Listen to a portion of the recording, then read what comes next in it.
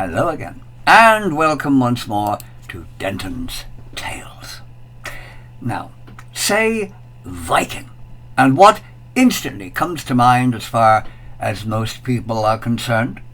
Big, hairy men wearing helmets with horns on them that would do credit to a Texas longhorn, leaping off dragon-headed ships, axes in hand, ready to raid and pillage and bring mayhem to the world.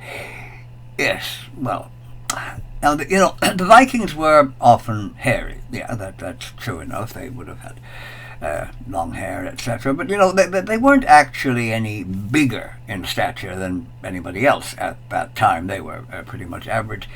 And they really weren't any more ferocious or violent than anyone else at that time, since everybody was ferocious and violent in those days. They did it perhaps with a little more style, yes. I mean, nobody else had those lovely dragon-headed ships. But, they were really pretty much like everybody else at that time. But they never wore horned helmets. No horns. In fact, they very seldom wore helmets at all, with or without horns. Helmets were expensive. They would have been for the wealthy men of the time, the kings and jarls and their personal warriors, the housecarls.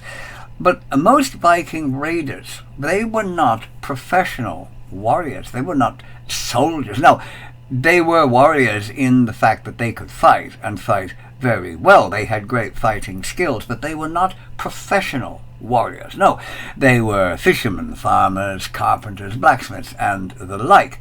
And when they weren't off raiding or trading or founding settlements or whatever else they were doing elsewhere, they were at home doing their day jobs. Most of them wouldn't have been able to afford helmets, chainmail, or even swords, which were very expensive. Iron was hard to come by in Scandinavia, and anything made from it was thus quite expensive.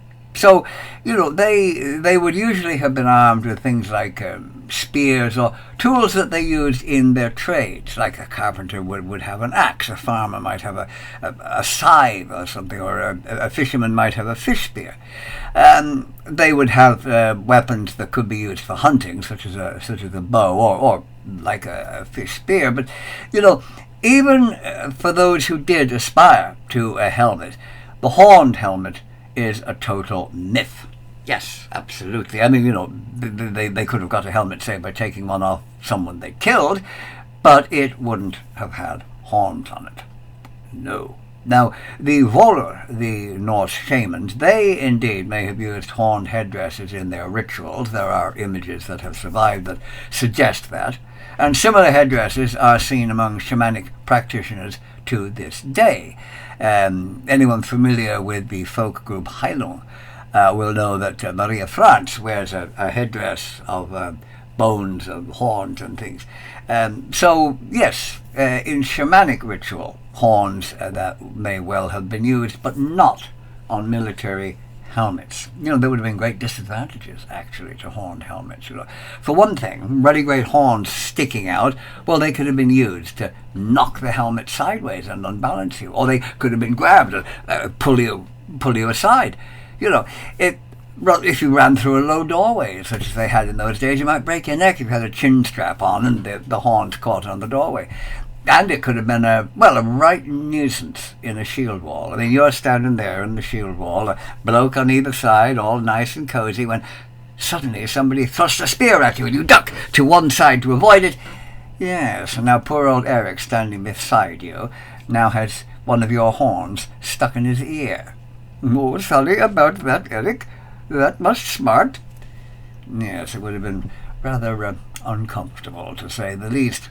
Now, some men may well have decorated their helmets with things like feathers or plumes, maybe even written runic protection symbols on them, but horns as intrinsic parts of a helmet are pure fantasy. Never happened.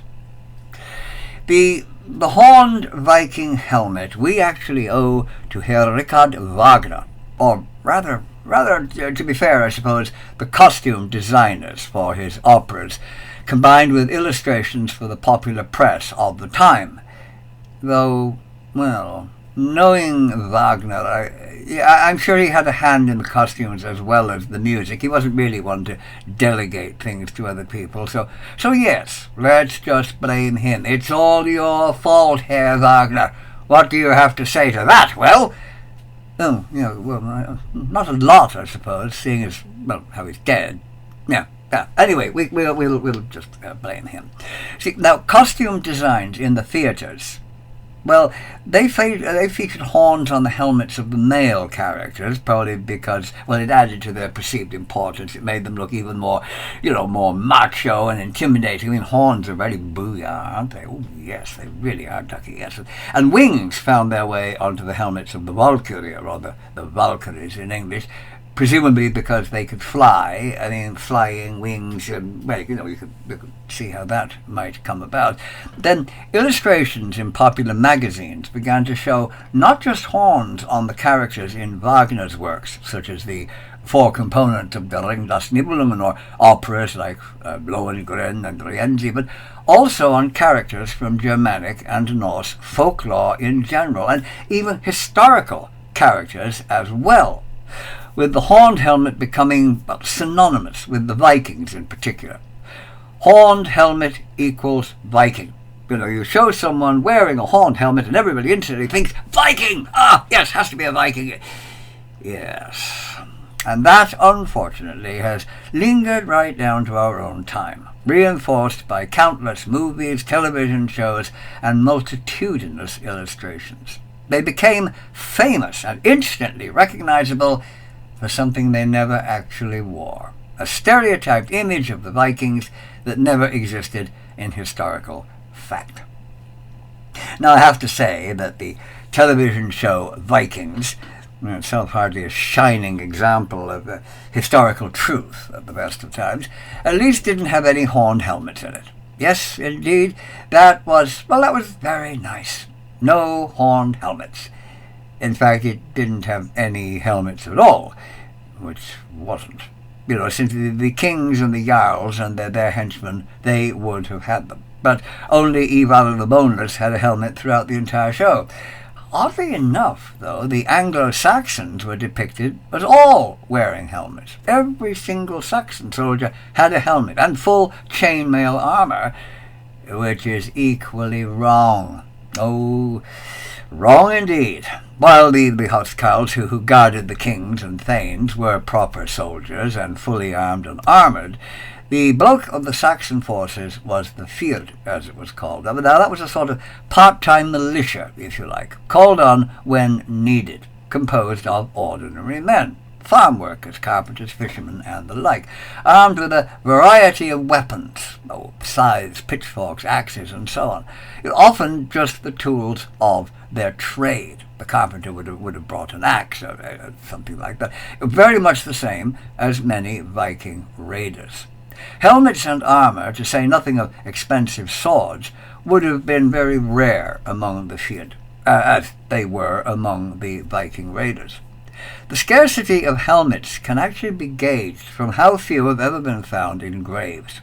From all the Viking Age graves, the number of helmets or fragments of helmets ever found can really be counted on one hand. Yes. Now, there's plenty of military weapons.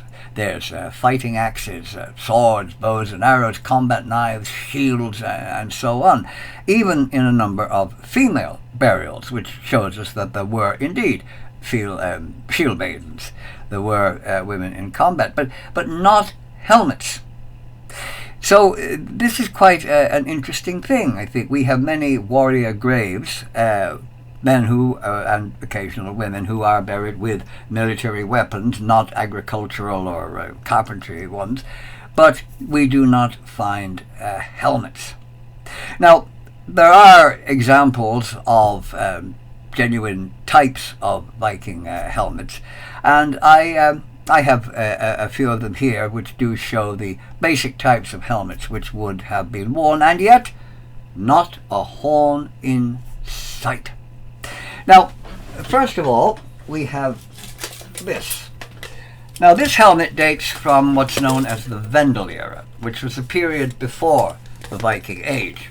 And this would be a typical helmet from that period. It's what's known as an ocular helmet because of the two eye holes. It has guards for the neck on either side, chainmail to the back.